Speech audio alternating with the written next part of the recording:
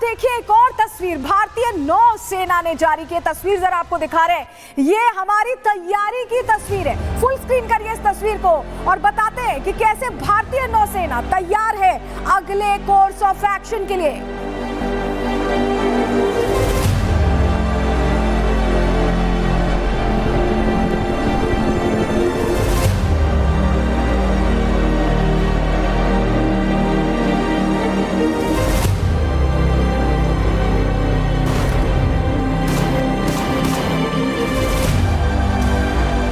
भारतीय नौसेना की ताकत ये आप देख रहे हैं जो बता रही है कि तैयारी बड़ी है, कॉम्बैट रेडी। जब ये लिखा आ रहा है तो आप समझिए कि अगला मिशन मिलने का इंतजार है और एक्शन तुरंत ही होगा।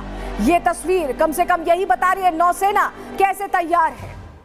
इस बीच एक और बड़ी खबर आ रही है, उसका रुख करें। जम्मू के अखनूर में पाकिस्तानी मोर्टार डिफ्यूज किया गया है। भारतीय सेना ने कई मोर्टार्स को डिफ्यूज किया है। पाकिस्तान ने आम लोगों पर ये गोले बरसाए थे, एक के बाद एक सभी मोर्टार्स को डिफ्यूज किया गया है। पाकिस्तान ने गोलीबारी और फायरिंग की थी जिसके बाद डिफ्यूज किया गया। तस्वीर भी आप देख रहे हैं, कंट्रोल्ड एनवायरनमेंट में डिफ्यूज किया गया है।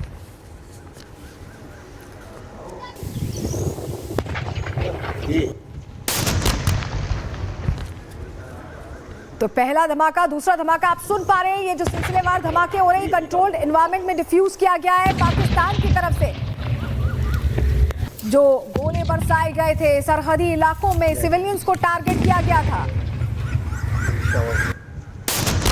और हमारे साथ हमारे सहयोगी सागर सीधे जुड़ रहे हैं। सागर का रुख कर रहे हैं। सागर, कंट्रोल एनवायरनमेंट में डिफ्यूज किया गया है। कोशिश जरूर की थी पाकिस्तान ने नुकसान पहुंचाने की, लेकिन इनके फुस गोले कुछ नहीं कर पाए। देखिए बिल्कुल सलोनी, अगर हम बात करें तो जब भारत ने पहलगाम आतंकी हमले का बदला लिया उसके बाद लगातार जब हमले भारत की तरफ से किए गए तो पाकिस्तान ने भी जो मोटार शेल यहाँ पर दागे अखनूर के जो बॉर्डर इलाके हैं वहाँ पर खेतों में 5 देखिए मोटार के शेल ये पाए गए थे।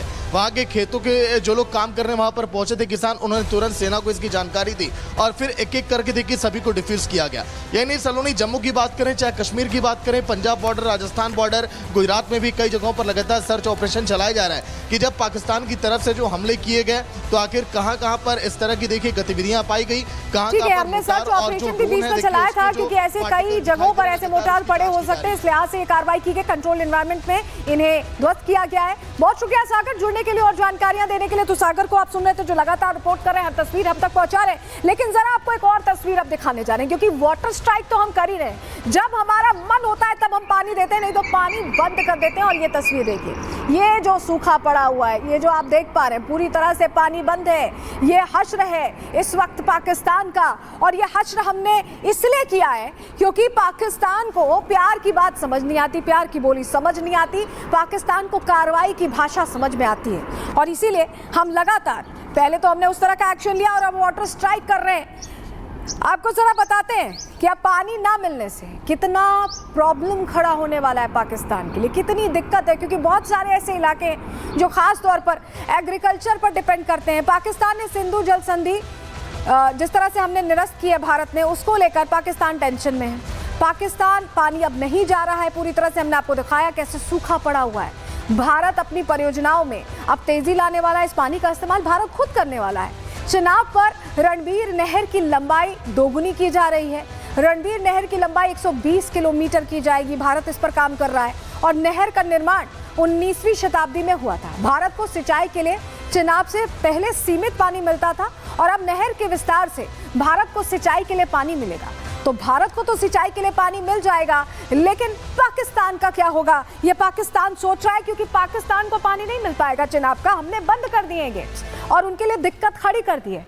लेकिन अब आपको जरा बताते हैं कि अगला प्लान क्या है भारत का, क्योंकि भारत अब पाकिस्तान को पूरी तरह से दुनिया में एक्सपोज करने की बड़ी तैयारी कर रहा है। क्या वो तैयारी है? चलिए जानकारी जल्दी से आपके सामने रखते हैं। दुनिया के सामने पाकिस्तान की पोल खोलने की भारत ने तैयारी कर ली है। कई देशों में ऑपरेशन सिंदूर की जानकारी देने के लिए बाकायदा एक प्रतिनिधिमंडल तय कर लिया गया है। सीमा पर आतंकवाद, पाकिस्तान की भूमिका उजागर करना इसका मकसद है और पक्ष विपक्ष के सांसद दुनिया भर के देशों में दौरा करेंगे, बताएंगे उन्हें कि कैसे पाकिस्तान किस तरह का देश है। सांसदों के साथ प्रतिनिधिमंडल 10 दिन के लिए। इसके लिए बाकायदा विदेश जाने वाले हैं। सर्वदलीय प्रतिनिधिमंडल यूएनएससी के देशों का दौरा कर सकते हैं और भी जो जरूरी देश है उनका दौरा कर सकता है। इसमें अमेरिका, यूके, यूएई, दक्षिण अफ्रीका, जापान का दौरा संभव है। तो ये वो देश है जहां ये प्रतिनिधिमंडल जा सकता है। अब आप समझिए, जब ये प्रतिनिधिमंडल पहुंचेगा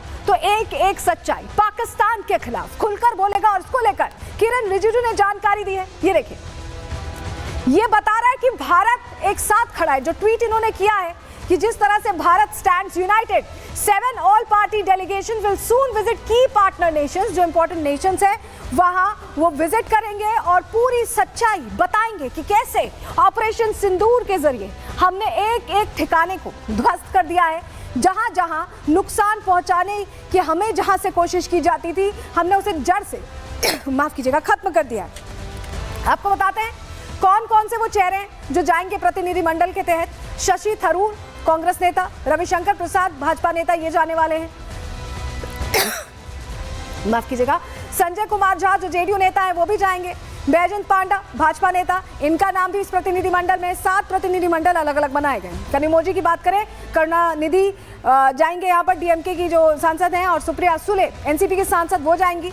श्रीकांत एकनाथ शिंदे शिवसेना के जो चेहरे हैं वो जाएंगे। तो ये अलग अलग पार्टी के चेहरे हैं जो जाकर एक साथ एक मंच पर खड़े नजर आएंगे और बात करेंगे इस बात की कि कैसे भारत ने जवाब दिया। उसको लेकर कांग्रेस नेता शशि थरूर ने एक पोस्ट भी किया है। जरा वो पोस्ट आपको दिखा रहे हैं। ये पोस्ट देखिए, फुल स्क्रीन करिएगा इसे।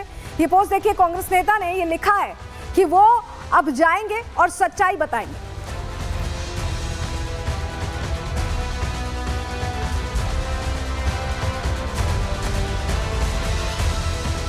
तो देखिए, ये शशि थरूर का ट्वीट है जो ये बता रहे हैं कांग्रेस नेता, और वो कह रहे हैं कि I am honoured by the invitation of the government of India to lead an all party delegation. और बीच एक और बड़ी खबर आपको बताएं, सांसदों के विदेश दौरे पर शशि थरूर बोल रहे हैं कि देश के लिए हर समय वो उपलब्ध हैं। ये मेरे लिए सम्मान की बात है। थरूर ये खुलकर कह रहे हैं कि अपने आप में ये बड़ी बात है कि मौका दिया गया है। ट्वीट हमने आपको दिखाया और शशि थरूर कह रहे हैं कि वो देश के लिए हर समय उपलब्ध है। सुनिए जरा। I've been asked to lead the delegation, and I look forward very much to playing my part. I've always said that when my services are required by the nation, I should not be found wanting, and I had no hesitation in accepting the kind invitation of the government, which to my mind is nothing to do with politics and everything to do with our country's national interests. And national interests, to my mind, are always above everything else. तो शशि थरूर को आपने सुन लिया जो कह रहे हैं कि वो देश के लिए हर समय उपलब्ध है। वहीं रविशंकर प्रसाद जो डेलीगेशन में शामिल है वो क्या कह रहे हैं कि ये दूरगामी सोच है, फ्यूचरिस्टिक अप्रोच है। सुनिए जरा। प्रधानमंत्री जी की दूरगामी सोच है कि भारत ने आतंकवाद को एक प्रभावी जवाब दिया और दुनिया को बताना कि आतंकवाद एक बहुत बड़ा नासूर है, दुनिया को खड़ा होना है।